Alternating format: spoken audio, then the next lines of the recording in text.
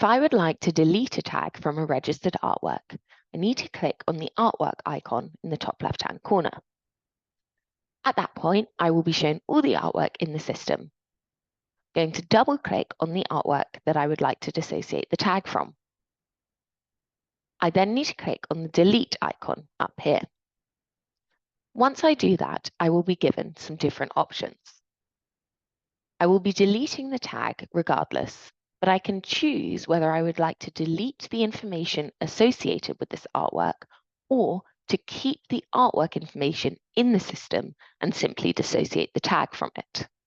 This is what I would like to do in this instance. So I will click Keep, and then it's very important that I click Save in the top left-hand corner. The tag will then no longer be associated with that artwork, but the information about the artwork will still be in the system.